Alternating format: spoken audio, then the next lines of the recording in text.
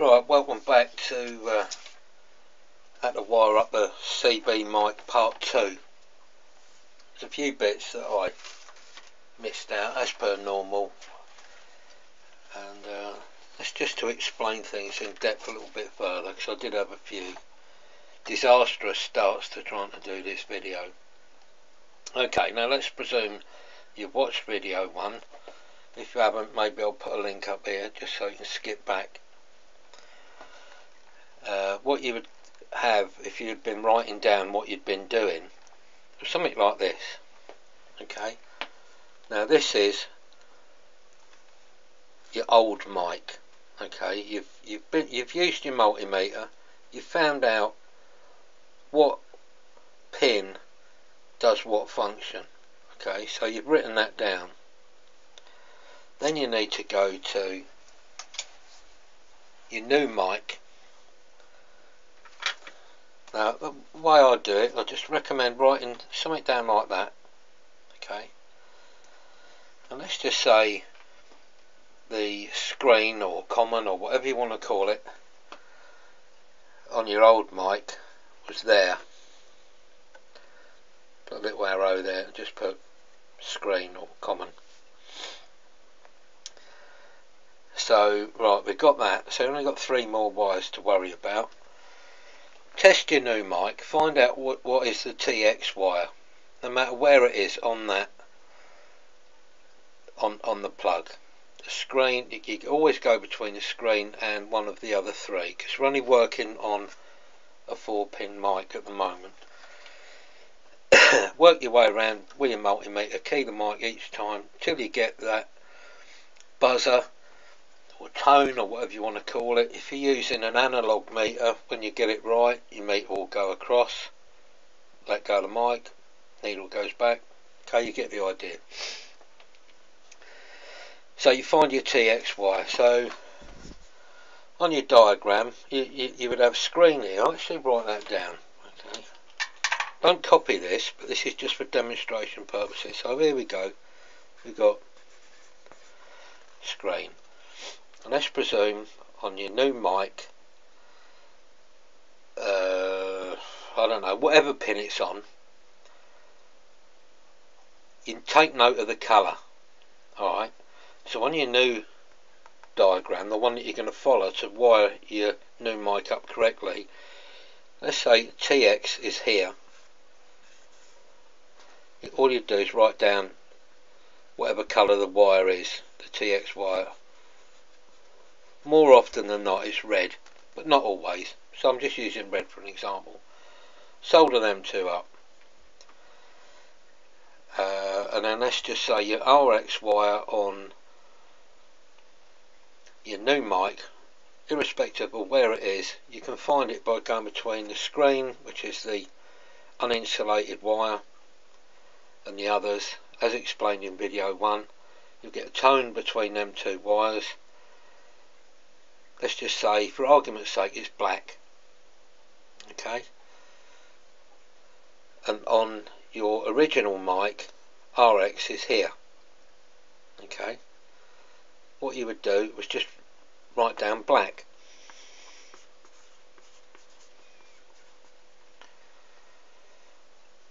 So you've got your screen or common, you've got your red, which is your TX, and your black, which is your RX. This remaining wire will be audio, and obviously you make note of what colour that is. It will generally be yellow. You might find that the audio wire is very slightly thicker than the others. Not always, but sometimes. Just the outer coating will be a little bit thicker. That's worth it's a bit of a tip there, if you like. I would be looking for yellow or white. If you weren't 100% sure, there's another thing you can do, is follow the wires on the mic at the end. Say like you've desoldered it, you've got all the wires there, let's say they're the 5 wires, and this one is the screen. The screen will always be wrapped around the audio wire. So if you turn the, I need a little bit of wire or something for a demonstration here. So that's your mic lead, you've got all your 5 wires there. Look down, see which one the screen is wrapped round. It's not always obvious, and it's not always white or yellow, but I would go for white or yellow. If you're unsure, solder one on and try it.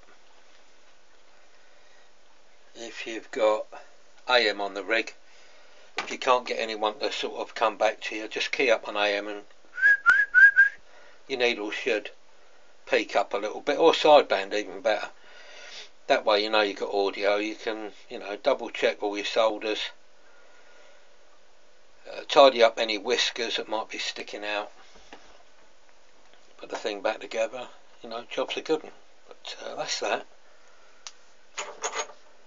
Hope you followed that, by the way, you should have done. The other thing was, I mentioned the solder sucker, but I never explained really what it does. I mean, obviously the clue is in the name, it sucks solder, but how you use it,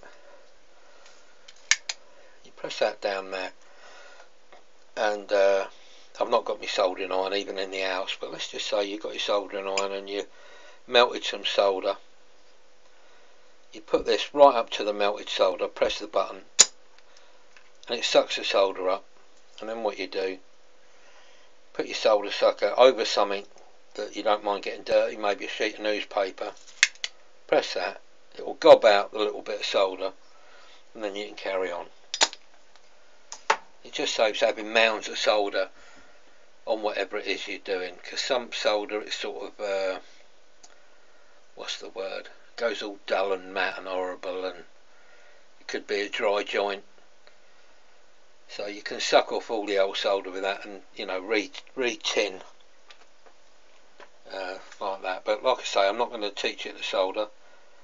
There's plenty of how-to solder videos on YouTube, and to be fair, most of them are much better solderer than what I am.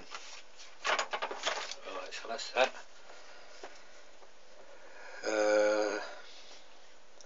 Oh, there is another way. Should you not have a multimeter, be it digital or analog, you can do the same thing as what I've explained with a battery and a bulb. Just want a battery, a small battery, something like a 9-volt with a little bulb of about the right voltage with 2 wires hanging off it. You connect, you just basically make the circuit used with a mic. If that makes any sense. For example, you'd connect up, let's just say these 2 wires, this one is common, that one's TX. You get the wires from your battery and your bulb.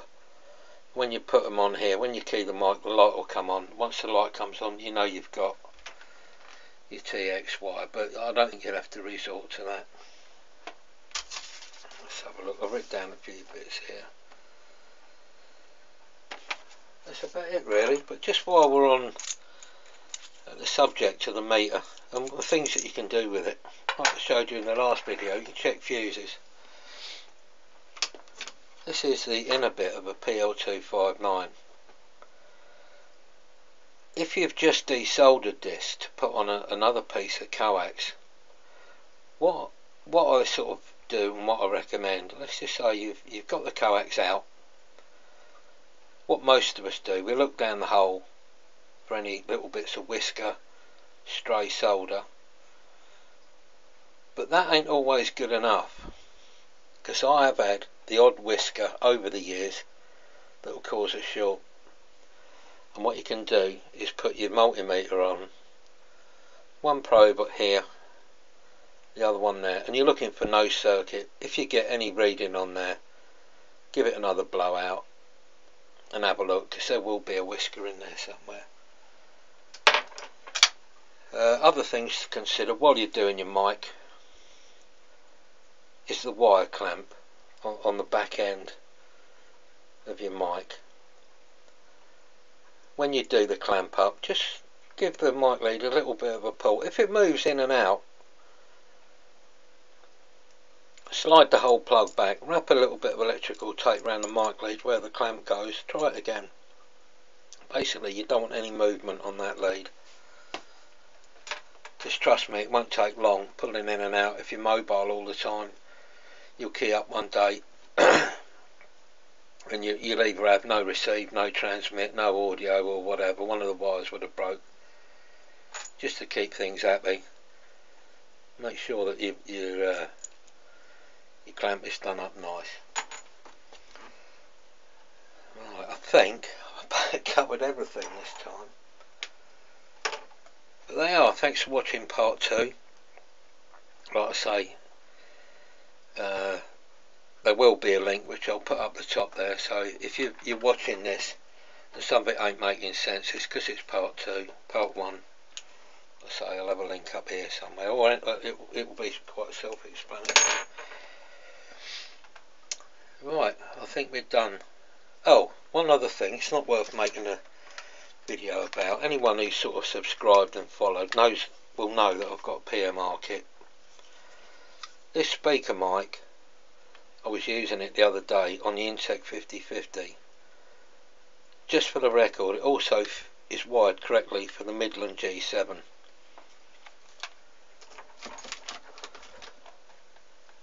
So there, that ain't worth making a video about, but you know, just in case you're watching, that's the case. And talking about watching, thanks for watching. Take care. Hope the video's been of some use to you. Leave a comment underneath, you know, whatever, good or bad or whatever, and we'll see you soon on the next video. Thanks for watching. Cheers. Bye.